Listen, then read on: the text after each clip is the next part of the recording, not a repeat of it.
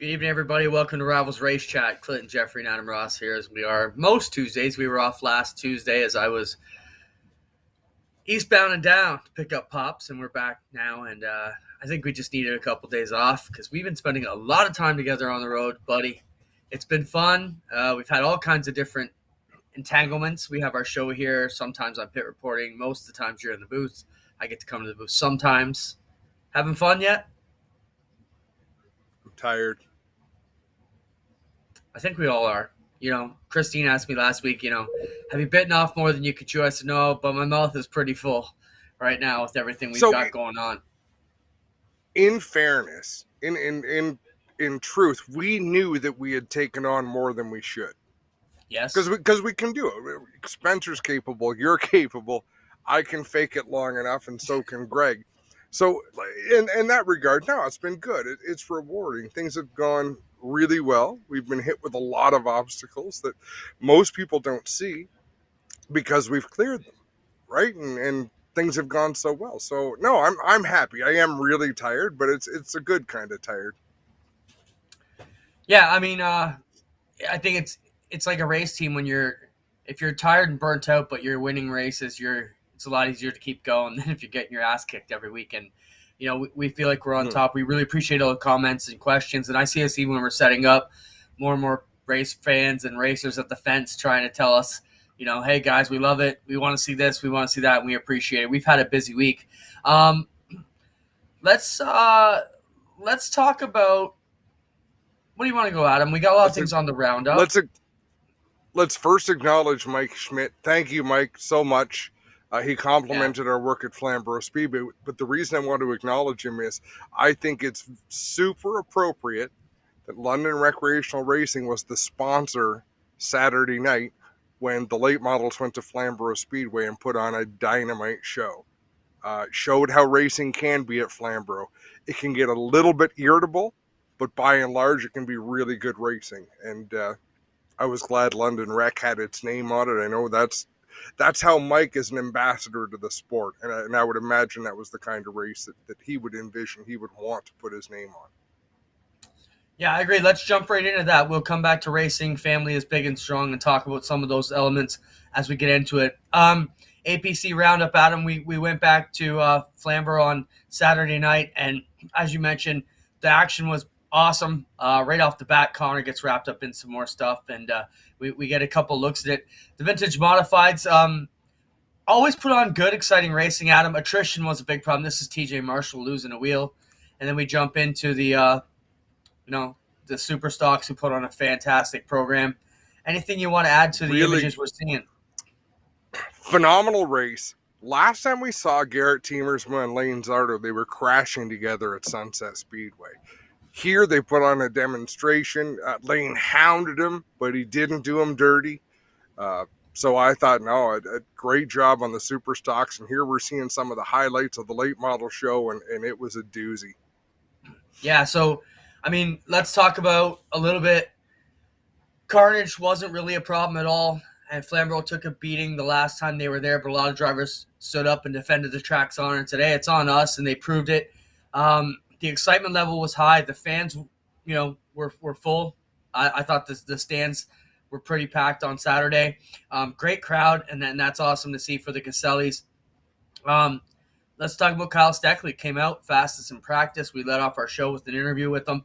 And, man, when we were CTMP talking about the night before, I think the big thing that I took from that was when Kyle Steckley won that race, it's not like he was a young kid that came in and they crashed and handed it to him, or there was other problems for those guys. And he flat out raced them. It wasn't a carnage-filled finish. He just did a really good job. And as you mentioned, right as we were going to victory lane, the car didn't have a mark on it. It was a great kickoff for Kyle Steckley in the APC series. Yeah, he made some phenomenal moves. And let's back up a little bit. Let's talk about that race, because something happened that I think really helped set the tone. J.R. Fitzpatrick was running second to Ryan Kimball, and he could have turned him time and time again, and he didn't. He stayed off of him.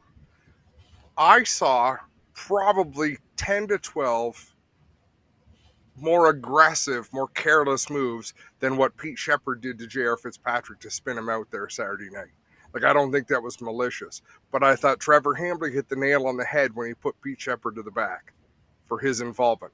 Because Fitzpatrick has gone lap after lap intentionally not turning Ryan Kimball trying to make a move, right?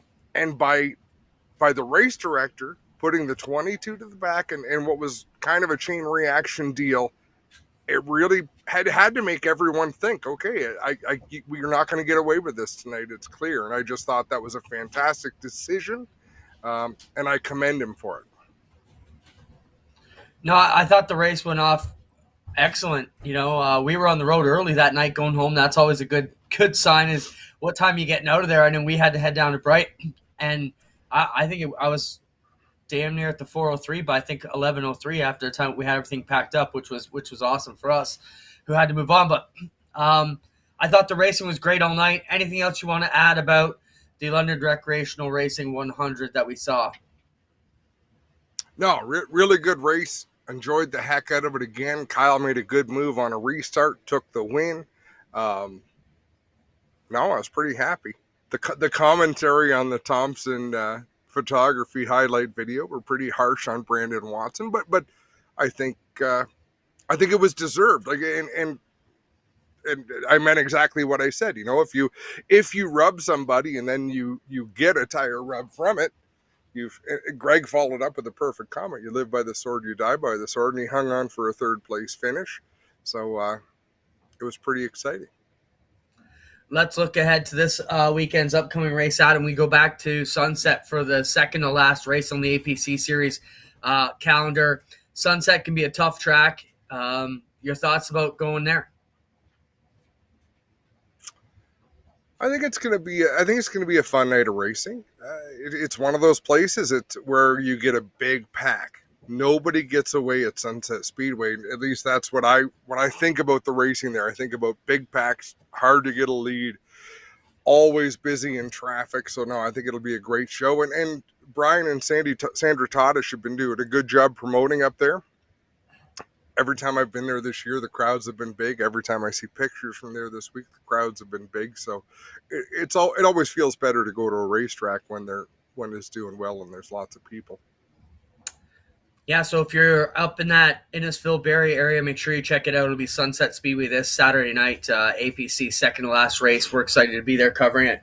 That's where we will be live Saturday night. And anything else we got to add to that, Adam, before we move on? We forgetting anything? Any big stories? No, I'll acknowledge Don Martin. Well, Spencer, do we have on the rundown that series from Connor and Jared Murphy's accident? I shared them to the chat. There, yeah. I wanted to show that front bumper.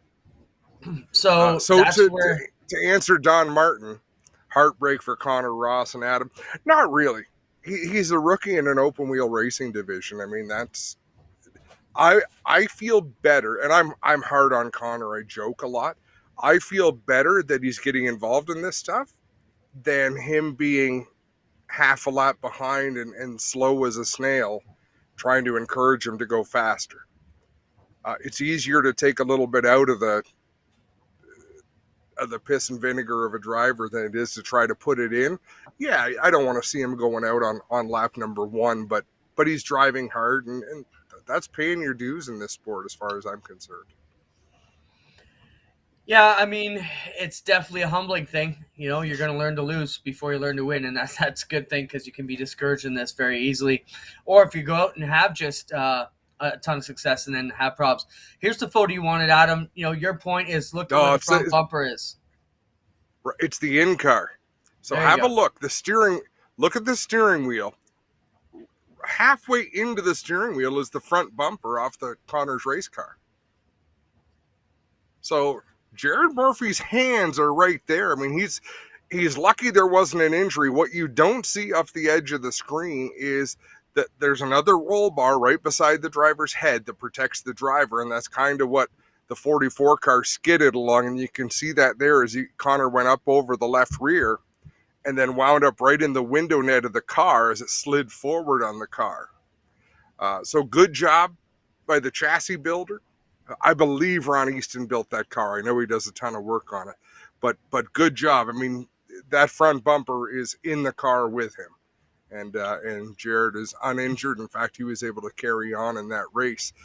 But it's just a testament to how close we're so lucky in our area in racing that we haven't had serious injuries. We have had them, but they're not very frequent, and a lot of that is good fortune. All right. I don't disagree. I think that one picture is maybe a bit of an illusion. He has that window net. Jared does sit farther back, but still it can be scary. That just shows you, you look at sprint cars that we're going to go to talk about next. They are wide open. Like half that car could come in the other car if it hits it at the wrong spot. How is that in-car picture an illusion? The bumper is almost pushing the steering wheel over. That What bumper is inside. You have to look at it from the overhead. I'm not saying it's not a dangerous thing. I'm just saying the depth perception of that shot can be off a bit. He passed. So Connor, if you look at the 18 on the roof, where Connor hit the 18 was behind the number, drove up the left rear. So that bar is what sent the car skating past the head of the driver. And then it comes to rest inside. Right? So right where Connor's right front tire is right at Jared Murphy's head, that you can kind of see the bar in there. It's blurry. Well, the driver bar nice throwing work. Definitely did its job. All right. Well, that just goes to show you drivers, you need to be safe. Make sure you've got all the protection you need in there to keep it rolling. Moving on. One more. Yep. That hit the 46 took. I know I said it a couple of times on the show. It was so vicious. That car is absolutely total. I mean, when can you remember a car hitting the wall sideways with that force? You're talking about Mark Kloss's incident in the Canadian Vintage Modifieds, who basically rode off his car there, and Mikey is Mike Kloss. Yeah, Mark's brother, Mikey. And it was in the video, Doug. And this is another, to me, a big sales pitch for the crate engine. Right? Those inline sixes, man, they're volatile engines. When they blow up, they scatter oil everywhere.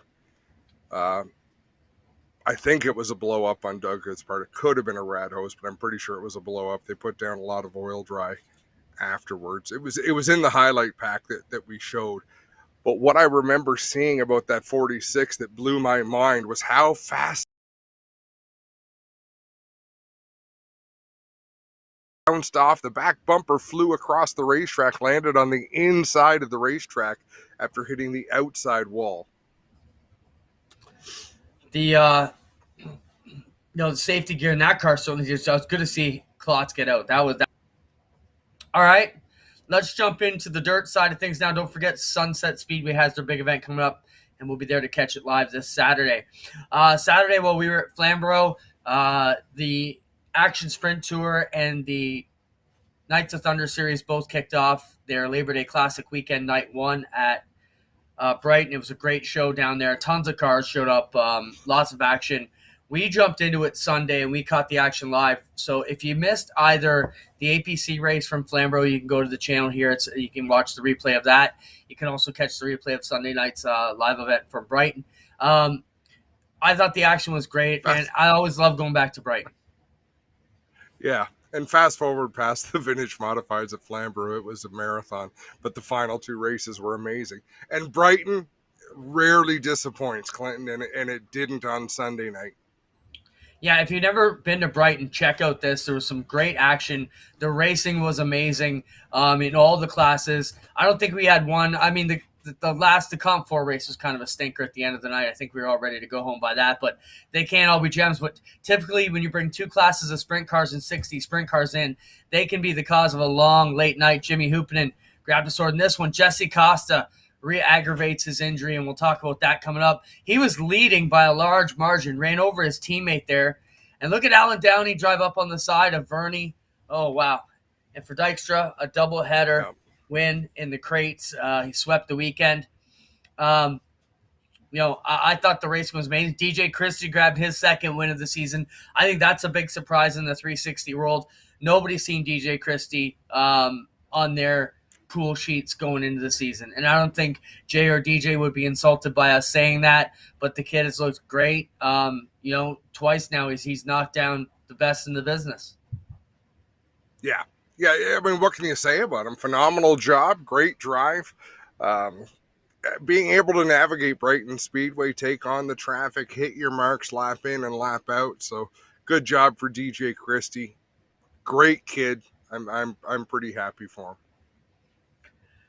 So Knights of Thunder and Action Sprint Tour have a busy weekend coming up this weekend. They will be at both classes will be at Humberstone, and I'm just going to pull up the other thing Humberstone did is I spoke with Terry Vince today. They moved their Dirt Car Sportsman Tour race to Friday night. So if you want to see some awesome racing at Humberstone Speedway, make sure you get out there Friday night. It's going to be awesome to see the Dirt Car Sportsman Tour event, the Action Sprint Tour, the Knights of Thunder, street stocks and mini stocks, all good paying races, and it's all going to be live on G-Force TV this Friday night. So make sure you check that out, presented by Zankin Truck and Trailer. For what we saw early in the year, we've been at Humberstone twice live already this year. I think it looks great on TV. Terry's made some fantastic improvements. If you haven't got out to Humberstone yet to check it out, the dreaded guardrail, I think, has improved the racing immensely there. And I'm super pumped to get back. I think they're happy to have us back, and the atmosphere and the culture's kind of changing at Humberstone. Your thoughts going back to Adam for the third time live? I love what's going on down there. Talking about attitudes changing, they need to change the culture in the pits at Humberstone Speedway. And it's not the Speedway. It's the people go to that track, and for whatever reason, they come unhinged. And I think it's about time we start calling people out. To look, get your shit together, right? Well, it's cute. It was cute at the beginning. Now it's becoming an issue. It's happening every week. Tighten up. Start tossing people. Name names. Good night. Yeah, I mean, that goes on in a lot of places. We heard, I think I saw 2 brawls in the pits already this year. It just doesn't make sense. You know what I mean? Like you said. Now, Hank. Let's grow up a bit. Did you clip that video I sent? Because people talk about fights, and there's fights and there's fights. We rarely see fights. You see people having temper tantrums is what you see. There was a fight, and I sent it. Spencer, did you get that video? Oh boy, I'm going to get blamed for that. What a dink. I don't know why I send things. But this is a fight. I'm trying to look it up so people can look it up themselves. It's under Jacob Hauser called Get the Gloves Out. You can find it on YouTube. Just 2 guys got out. They decided they were going to go at it, and they had a good old round 1 scrap. They both took their helmets off, got out, and did it. But I still don't think we should be condoning fights. There you go. Whoa. We don't need to condone it, but this is how you fight. If you want to man up, step up, let the other get out, and start throwing punches. If you're the official, back away. They're on the ground, pick one up. It's not a matter of condoning it, Clint. Some jackass took a jack handle, ran across the pits at Humberstone, starts beating the hell out of a car with people all around. That's the sort of thing you call the police on.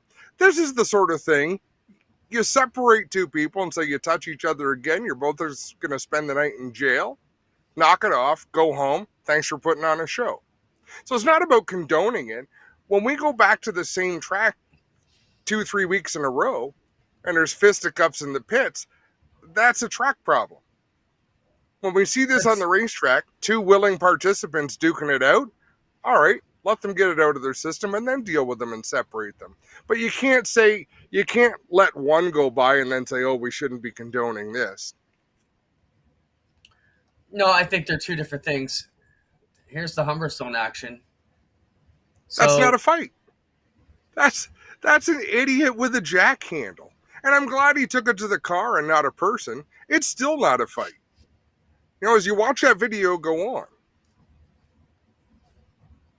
Yeah, it doesn't get much more than that. Heads. No, and that's dangerous. That's what I don't condone. On a racetrack, if 2 willing adults want to throw punches, I'm willing to talk about it. I Right? still say That's part of the. when Connor gets out of a car and a guy like Colton Everin ragdolls him and beats the hell out of him, you're going to have a different attitude about that. Because Connor's going to get out and say, yeah, let's go. And he's going to get his ass whipped, and you're going to have a different attitude. Just hope that day doesn't come Not at for you all. guys.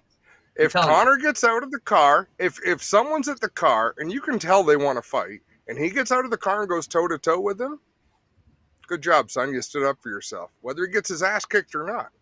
You don't get in a fight to win. You get in a fight because you had to get in the fight, Clinton. Sometimes you got to walk away, though. Yeah.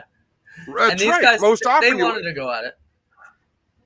But that's what I mean. And I'm not condoning it. I'm saying we've got to recognize the differences here and what one thing is against another. The driver of the 10 car got out knowing that he wasn't about to get a hug. He came out throwing knuckles, and the other was throwing knuckles. Away they go. They're on the ground. That's now not crazy about the knee to the face. Once someone's on the ground, you can learn a lot from breaking up a hockey fight. Okay, this one's done. This one's done.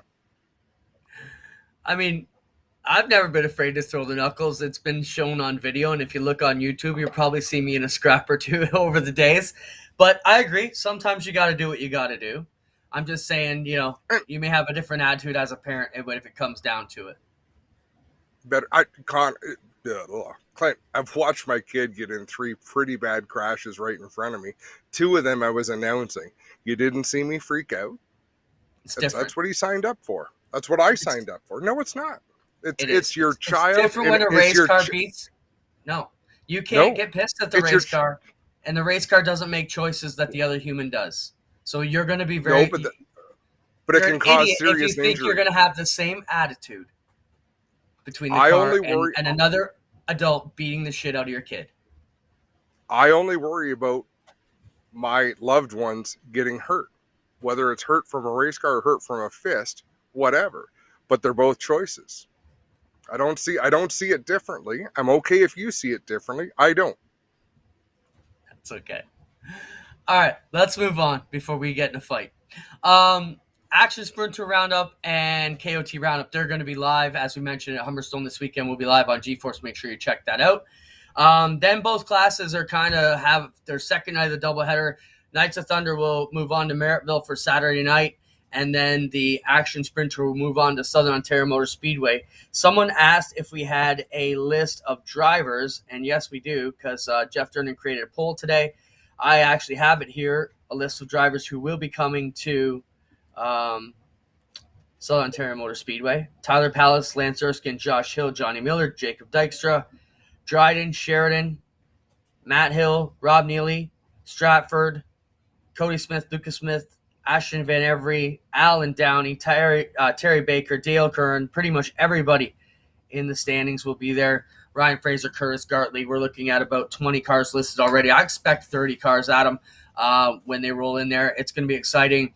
After what we saw at the Knights of Thunder 360 race there, I think all the sprint car guys in Ontario here are excited to get back to Southern Ontario Motor Speedway and get a crack at that. That turned into a badass little sprint car place, and at least the first race provided that. Let's hope we can do that again here Saturday with the Action Sprint Tour. I'm kind of disappointed we won't get to see either of the sprint car races as we'll be at sunset. But, any thoughts on how the crates are going to handle that?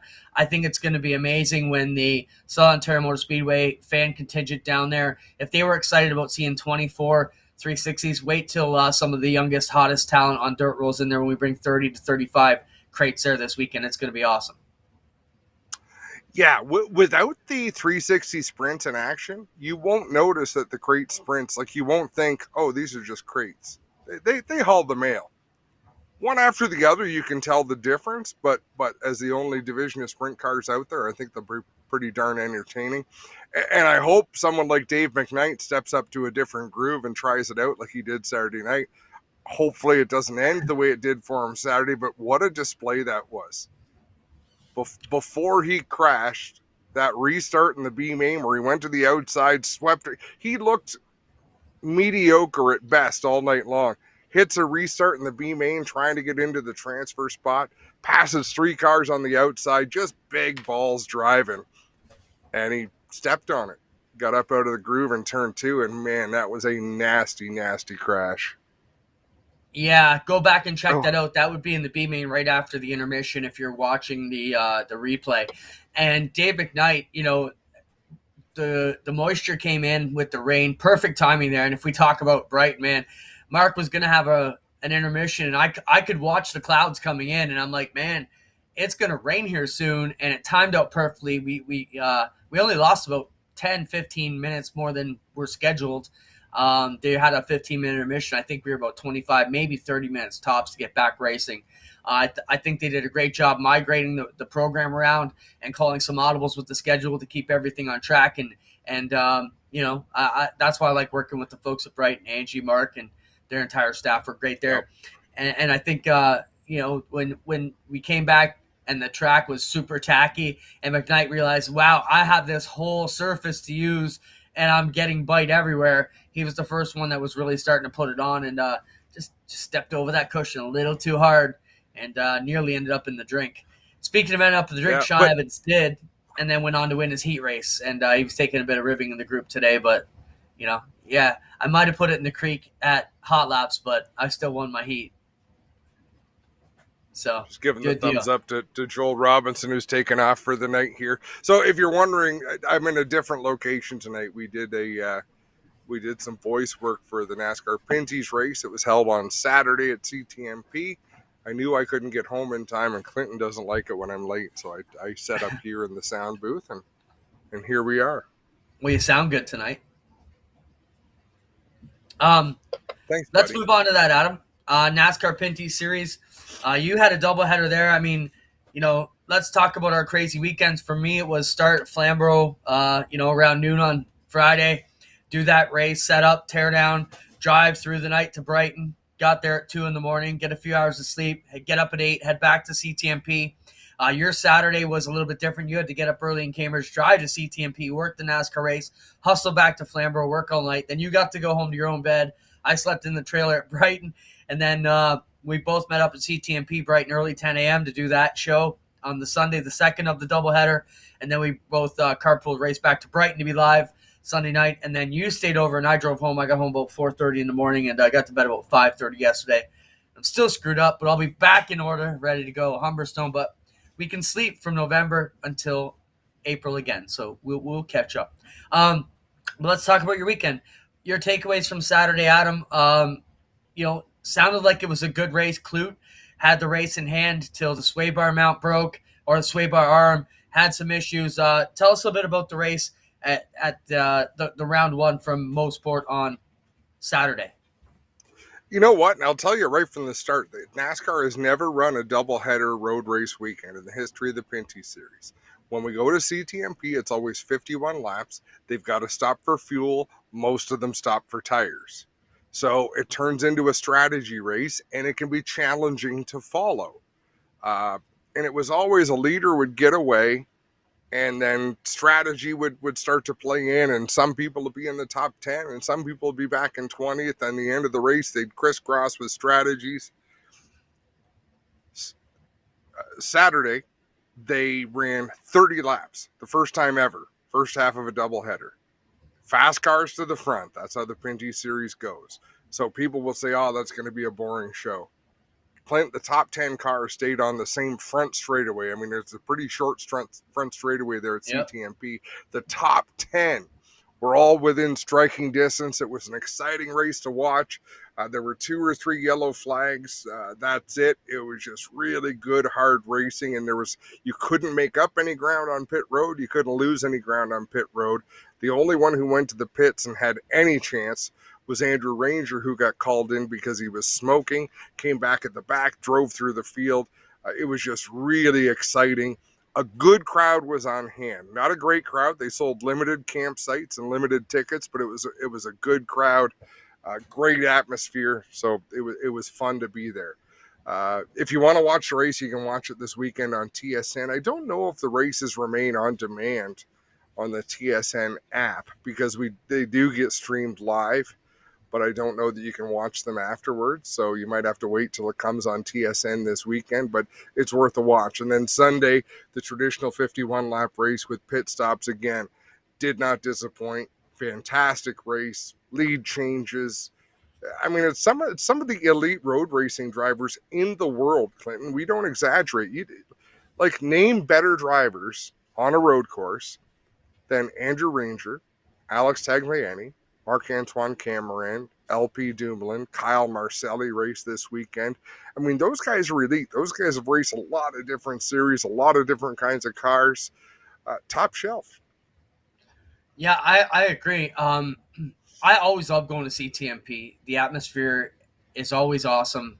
Um, it's just a different deal, especially for an Overtrack fan. You know, that's what I tried to explain to a lot of the folks that we were bringing out. And I think we were Pied Pipering a lot of the dirt oval fans out there who had never been there. And I think in our last year there, when, you know, and having the local guy like Stuart Friesen racing the trucks certainly helped a lot of those guys. But everyone who came out said it kind of had that super dirt week camping kind of party feel where it's just like everybody's in chill mode, enjoying the atmosphere all weekend long. And I think that's just, it's a great place if you've never been there. I mean, I got to take Jack for the first time, and even when you roll up to the gates, it's big league, you know, and it's great to be a part of it with the NASCAR Pinty series. Festival of Speed, so all kinds of action. They have lots of different types of race cars there throughout the weekend, and I thought the action is always good at CTMP. So if you ever get a chance to head there, make sure you go there and check it out. Next up for NASCAR Pinty series is Sunday at Flamboro. Adam, you know, there were a lot of years when they didn't race there. Got back there last year because of COVID, and headed back there again this year. Your take on what the Pinty series is going to bring this Sunday at Flamboro? I think they're going to bring just the right amount of cars. Last year, the races were short on cars there. I think you need a little bit of lap traffic to make things really exciting. I think they're going to have that this year. I think you've got you know, they did crown a champion last year. It is a legitimate championship last year. This year, it's a more traditional championship. So I think that the stakes are even higher, Clinton. Let's acknowledge a couple of questions that were put on the Facebook show. And we apologize. We don't, because of technology reasons, we don't monitor the Facebook because it's harder to get the comments in. But Rob, the Brown boys, if I remember their wording, they said, you know, life just happened this year. They decided to take the year off. They hope to be back in the future. Steve Lyons has retired from dirt sprint car racing. Liam Martin is driving that 9 car. Steve Lyons is racing an open wheel modified on asphalt. The other questions from David Murdoch. Do you have any information about the future of Costa Speedway? Rumors of permanent closure? No, I really don't. We've heard things on both sides. Haven't heard anything that I would trust as gospel or as a legitimate story, to tell you the truth. So I got nothing. How about you? I'm in the same boat. Was kind of up and down with both sides of the rumor. Last we've heard is they're just closed for COVID, and they expect to come back strong and hard. So we'll see how that one comes about. Until we hear anything different, that's the story we're going to run with. But yeah, honestly, I haven't heard nothing. It's been pretty quiet about Costa lately. You know, it really has. Yeah, if you have anything else you want to discuss, let us know. Let's take as much of that positive energy about Costa and let's shift it to Delaware Speedway. New ownership group there. They're doing great things. This event at the end of this month is going to be phenomenal, Clinton. I mean, 4 days of excitement. One of those days is a concert. It's gonna be great. Yeah, I'm hearing. You know, they're going to put some big screens for the concert. We're trying to work out a deal where we could keep them on pit road because that would be amazing if we could show all our replays and everything live on the screen. So we'll see if we can make that happen. It was talked about a while ago, and we're following that up. Yeah, I'm pumped up. I'm super excited to go to Delaware. You know, I think I'm going to use it as a bit of a time to just hang out and enjoy the atmosphere on Thursday. I'm real excited about, you know, the country concert and then 3 solid days of racing. I'm pumped for that one for sure. And then that's not even it for us. I looked at our schedule. We still have 11 more races to go on live. So we're going to be out until nice for us. Right. It's nice for us to have a whole weekend at one venue. Right. Yes. So we're busy like we have been day after day after day, but you don't have to leave. We can set up once, relax and enjoy it. So let's just let everybody behind the curtain know what we got going on. So this weekend we'll be live setting up and tearing down a Humberstone. Then we're going to pack up, move over to Sunset for Saturday for the APC series, then pack up and move back to Flamboro for the NASCAR Pinty series, where we do, you know, some assisting with them, you and I. So it's going to be crazy to think that, you know, where we're going this weekend. But I love it. For me, it's like a race team going out on the tour. Some late nights and hard work, but I think it's all worth it when we get the finishes we get. I still think we haven't hit our stride. There's still a lot of things that we are not happy with. I mean, can you think of a night where we all have left and thought it was a good one? I think it was Saturday. You left and you said that was one of our best shows ever. And I'm like, are you crazy? There were so many things still wrong with that. And then there's another show I thought we were good, and you're not happy about certain things. And I don't know. I mean, that's just, I don't know. Being content we made for an losers. That's right. We made a always gotta mistake strive for Sunday night. We made a big blunder Sunday night, Clinton, and I'll take credit for this because I was in the tower. I should have regrouped. We did not play the national anthem at Brighton Speedway. We do not normally make the national anthem part of our stream. We've had different discussions behind the scenes, but it's not really a broadcast thing. Like at the Indianapolis 500, you've got to fly over. It's a big, important part of the night as far as the broadcast goes. For us, it is not, but we've put it in the program when we go to commercial break. Saturday night, we had some technical challenges at the opening of the show. The show went on. We said, look, we're going to do the anthem just before the main event start. We never came back and did the national anthem for the fans in attendance at Brighton Speedway. I apologize for that. That is a big blunder that I feel bad for still, because it's important. It should be important everywhere we go. It's particularly important down there. It's the culture of that racetrack. They take that seriously, and we missed it. Well, you know, it's a lot of Canadian forces down there, right? All the bases are in Trenton and everything. So, hey, we're two of the most patriotic Canadians you're going to find. So it was certainly not on purpose, as is Greg. No. So our yeah. Anyhow, some things I think we need to look back on, and sometimes you have to apologize, and that's one of them. All right. All kinds of stuff going on. Let's jump quickly to, we lost some good ones, Adam. Since we were on the air last, Robin Miller passed away. We also lost guys like Rob Morton. A lot of good media folks have succumbed to it this year. And, you know, your thoughts on Robin Miller? He was really opinionated in a world where when you get to the most elite type of racing, you really have to kind of mind your P's and Q's and make sure you're not insulting anybody. I think Robin Miller is one of those guys who had enough clout to just let it fly, good, bad, or ugly. Anything you want to say about Robin Miller? He's a huge loss. Yeah, condolences there. It's a very sad loss. And one that I didn't even hear about, Clinton, was John Hopkins, one of the founders of Inside Track. His wife passed away recently. So Rob Morton and John Hopkins' wife in the Inside Track family. So just really sad. And to let you know, I'm going to, one spoiler for the NASCAR and TSN broadcast, the Pinty series. This was the first race all year we didn't have to work in a special death notice. Every race, there's been someone to talk about that just seems like there's a lot of it. Yeah, unfortunately, as the baby boomers get older, it's something we're going to be facing a lot more. You know, a lot of the founders and the people we look up to, you know, just life moves on, man. We can't all live forever, unfortunately. And I guess all we can do is sure can't. Make the best mark we can while we're here. Growing tired of karting, Adam. A lot of drama with tires in karts in the States, and these are a couple other things that were kind of in our inbox that we talked about or that we wanted to talk about. You know, you kind of sent this in. A lot of action. There's even talk of maybe karting, did it actually happen where they shut down a karting deal because of tires issues? You know, I tried to find the story.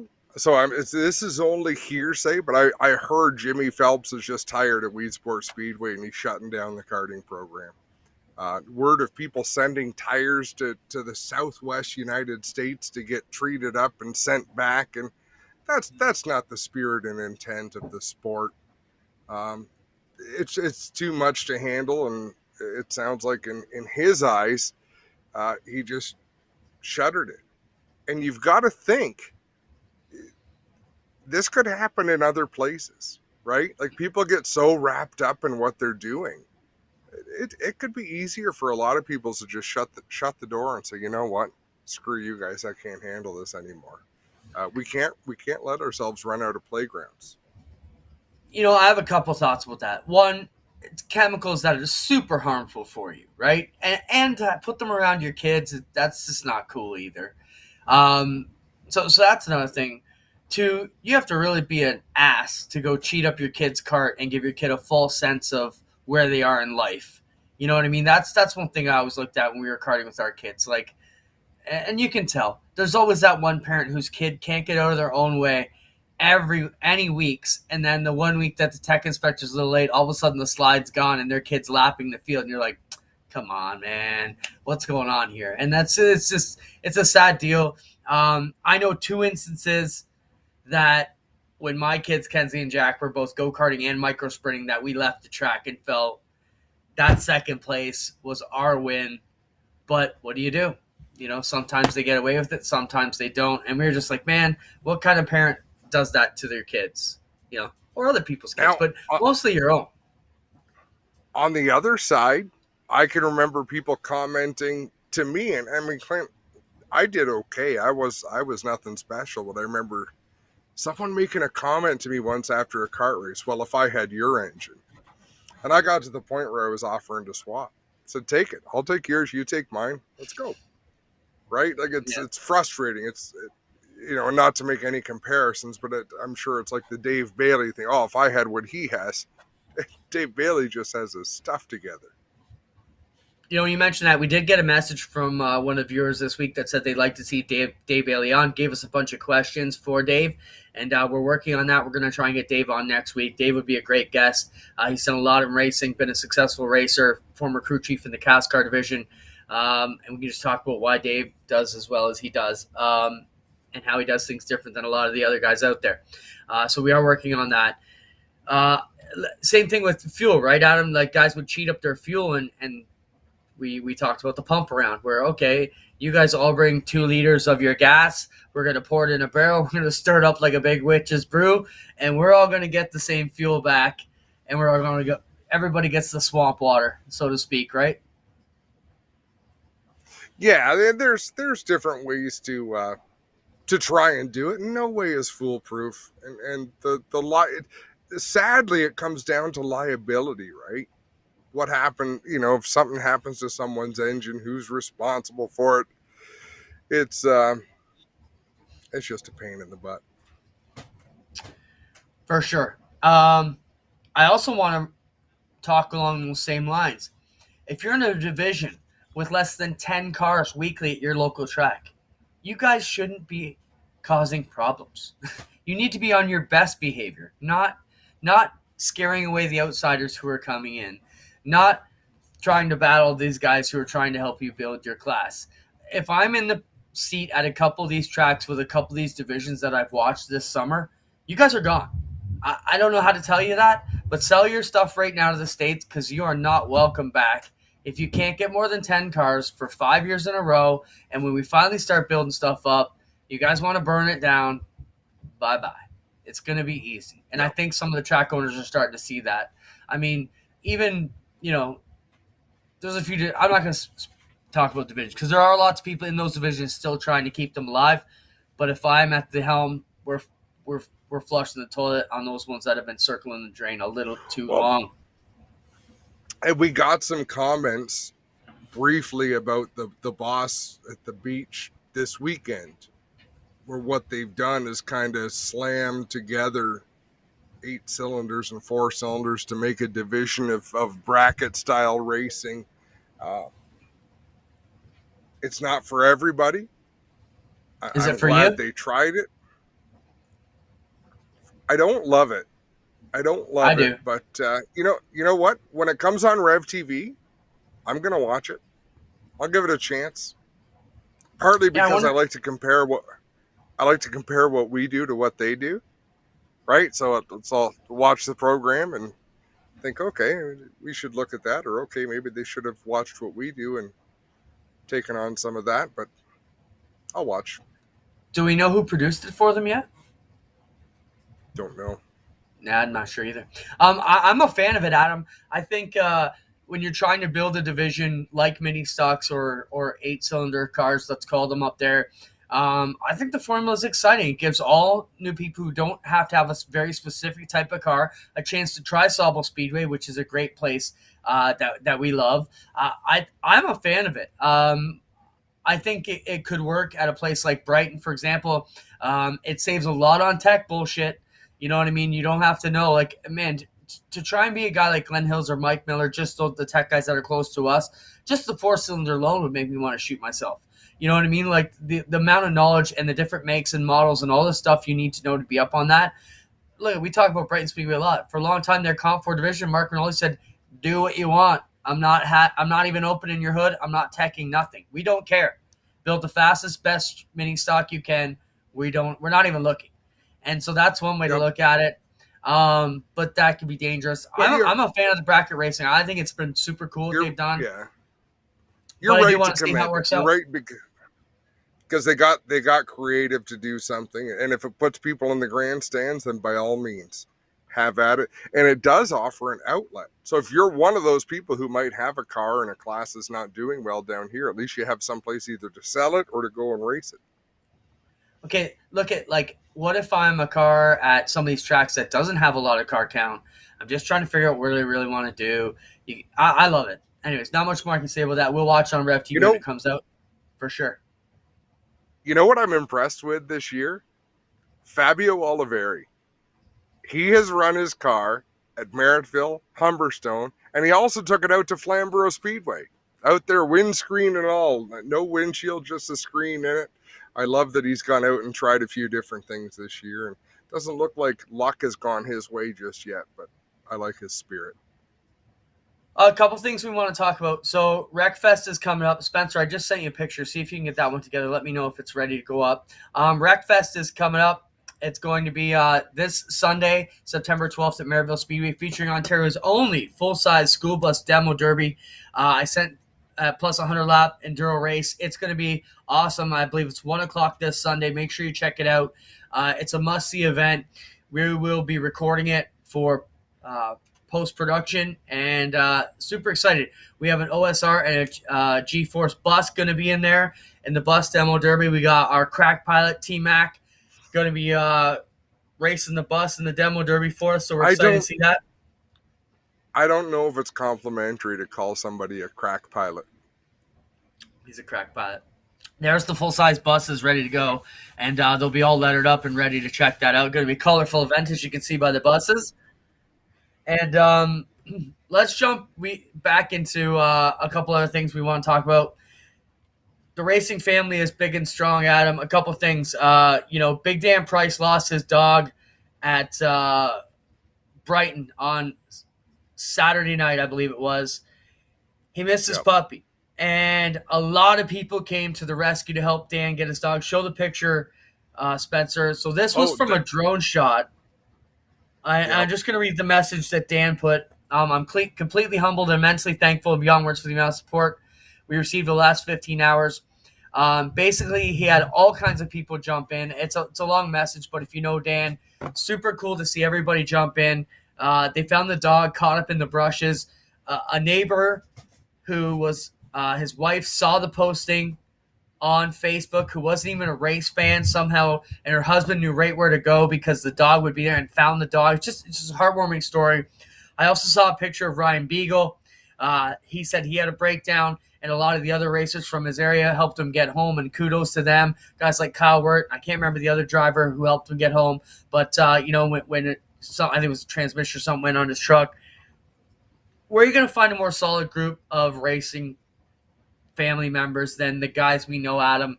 Seems like every circle we run, whether it's APC to the KOT to the street stocks, everybody just takes care of each other, and that's why racing is such a cool deal, and we're super proud to be a part of it because so many heartwarming stories every week come out of this deal that we're a part of. No, you're absolutely right. And if you didn't, if you weren't sad for Dan Price this weekend, I mean, you don't have a soul. The fact that he got his dog back was beautiful. Many thanks to the people who got involved in helping to look for it. Like you say, it's a good family. We don't get along, but we make sure everyone's okay. Most of the time we get along, but sometimes not so much. Jesse Costa. Let's talk about Jesse Costa. So we saw Jesse in the wreck. That's one of the last things we want to mention too. All the family reached out, sending good wishes out to Jesse. Jesse had he was leading that race at Brighton on Sunday. Got into it with a lap car. Here it is. He drove over one of his teammates. Actually, got together, hopped the left rear, and that last little tweak there. If you recall, it was about 3 years ago. Jesse broke his back at Humberstone in a similar style wreck. And so he did leave in the ambulance. They packed up the car, and then they packaged Jesse up, sent him back to Western Ontario, down near St. Thomas, where he's from. He got checked out, and we got a report at 6 a.m. that it was no more fractures to the back. They could see the other fracture, but he just, quote, wedged his old fracture.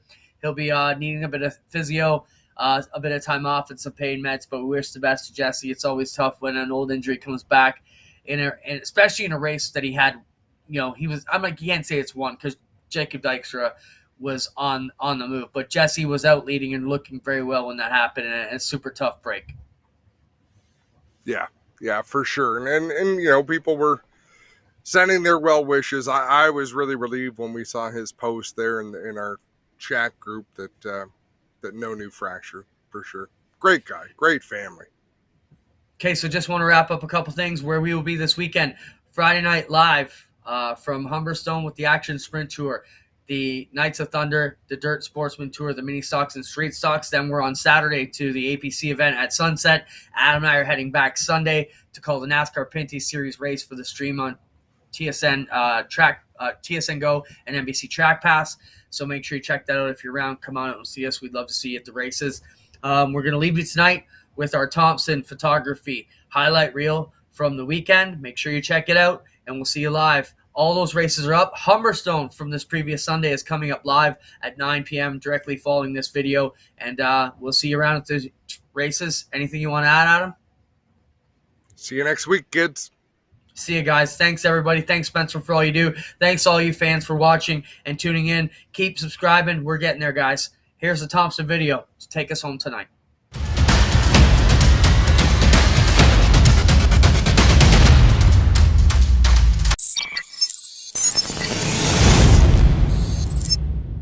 Because of how poorly the last restart went, already the games are beginning. Brandon Watson brake checking the field. That is not going to go over well with the race officials or with anybody out there with them. Contact on the front stretch. They're leaning on each other down the front straightaway. Smoke off the tires as Brandon Watson might have just lost a friend in that Prego. Here comes Kyle Steckley. Wow, the two veterans go at it, and the youngster dives down the inside. The car twitches off the corner. He'll lead the lap into corner number one. And I think Brandon Watson has a problem. I believe he's got a tire rub on that number 9. And I'll tell you what, he deserves it. He earned it, he created it, and if that's what happens, I was going to say, live by the sword, you die by the sword, and I think he's going to do that right now. A lot of smoke coming out of the right in front of the 9 of Brandon Watson. Jordan sits all over his back bumper. you can smell the rubber burning. There's 26 laps to go. I don't know if a tire can withstand that long a rub. He's got to hope his fender wears out before the tire does. We came into this race with two side stories to watch. One, the youngster Kyle Steckley was fastest in practice. Here he is out in front. And then Trayton Lapsevich, look at him, goes from the back to second place. Jordan Sims giving a nudge to Brandon Watson, that time in 3 and 4. That 47 machine is lightning quick. He's trying to make his way towards the front. How far back did Critico fall? He's back in the 7th spot. Now this time by it'll be 2 laps left to go for young Kyle Steckley in that quick fire starter. AW Millwright number 24-2. More circuits around. The battle for second. Lapsevich to the outside of Tom Gibbons. Brandon Watson runs that racing line around the bottom. There's nothing he could do there. I think Lapsevich might have checked up a bit to... Oh, what a move by Brandon Watson. Lapsevich, I think, might have hesitated getting around the 10 of Tom Gibbons. And I don't know why Brandon Watson just checked up there going into one. That allowed Trayton Lapsevich to get by. Yeah, that surprised me nonetheless. Checkers out, young Kyle Steckley will pick up the win in the London Recreational Racing 100. Lapsevich second. Brandon Watson hangs on for third. Connor James in fourth. Pete Shepard Jr. rounds out the top five, and that number 22 in race fans. That was one hell of a late model race. Kyle Steckley picks up the checkered flag, and once again, another surprise winner. Not surprised that he could get it done, but probably not the first name at the top of the list that we expected to do it. Nonetheless, this talented youngster gets it done here at Flamboro Speedway. So getting set to go. Here we go one more time, guys. 13 to go. Single file pass restart cone. The red rocket will bring us back on the green flag, and he is being flanked by a pair of Quebec natives. And Alain Bergeron and Jordan Poirier. Here comes Poirier to the outside of Bergeron into corner number 3. Close quarters action down into the third turn between Bergeron and Poirier. Poirier picks up that second spot. Halfway home in this one. Poirier now sets his sights on leader Jim Hoopinen. And these two have had a handful of battles here in 2021. And now Jim Hoopinen can see that Jordan Poirier's there. Poirier running the outside line where you don't slow down quite as much, you don't speed up quite as much, you maintain a lot of speed. Jim Hoopinen having to drag those brakes to maintain the line on the bottom of the racetrack. But now that we've seen Poirier, let's see if Hoopinen has another gear. Meanwhile, Corey Turner has just picked up the third spot from Bergeron. 10 laps left to go. Poirier inches ahead of Hoopinen down in corner number 3, but that bottom side works for Hoopinen. He'll drag race to the line, and at the line that time, Poirier leads the lap. Hoopinen has adjusted his line on corner exit. He's running even lower on the racetrack, so he gets the car turned a little bit more and more to really get the tacky play on the front straightaway. Hoopinen going to lead this lap. Heading into heavy traffic here momentarily. The top two duking it out. Corey Turner, Ryan Turner running in the third and fourth positions, and Alain Bergeron's drifted back to fifth and holding on. Hoopinen starting to drive away a little from Poirier. You look at that brake rotor at the back of the number 14. It is cherry red on that race car as he is dragging the brakes to get some traction on the bottom groove. Here comes Jordan Poirier now working that inside line. Just narrowly misses the implement tire. Keeps his sights set on the leader, who drifts up a little in corner 1. That closes the gap as we're trying to get by Liam Martin in the 9. Next time by, it's going to be 5 laps to go. 5 laps remaining in this Pinty Knights of Thunder feature event. Hoopinen looking pretty in the bottom groove, but Jordan Poirier said, all right, I'm going to try to match him lap for lap here in the bottom. And then down the inside of Glenn Stiers. He's got Jordan Poirier in tow. This time by 4 laps left to go. And you know what? Corey Turner is catching the top two in a hurry as they are right in the thick of heavy traffic. Hoopinen loses ground to Poirier that time with 2 cars driving directly in front of him. Corey Turner closing it in about 8 car lengths behind the 28 of Jordan Poirier as Hoopinen having to slow down for Dan Nanicoke in the 15 and Dale Gosselin in the 3. Hoopinen overshot turn number 1. Poirier's right there, and he pounces off of corner number 2 as right now Hoopinen boxed in behind Dale Gosselin, and Corey Turner is there. He's right behind Jordan Poirier with 2 laps left to go. Time is not in the favor of Corey Turner. Hoopinen cannot keep that car on the bottom in 1 and 2. He's going to venture up the racetrack to get around Gosselin. Thinks better of it. He'll try the bottom. White flag is there. One more trip around. Poirier throws it around the outside, trying to make something work. Can he launch it off the 2? One more opportunity. Hoopinen to the inside. Poirier to the outside. They battle with the checkered flag. Who is it going to be? Hoopinen. Poirier. Corey Turner comes home third. What a race here at Brighton Speedway. Difference, 0.3 seconds, 0.3 of a second between winner Jim Hoopinen and Jordan Poirier. Corey Turner, third. Ryan Turner, fourth. And Elaine Bergeron crosses the line in the fifth.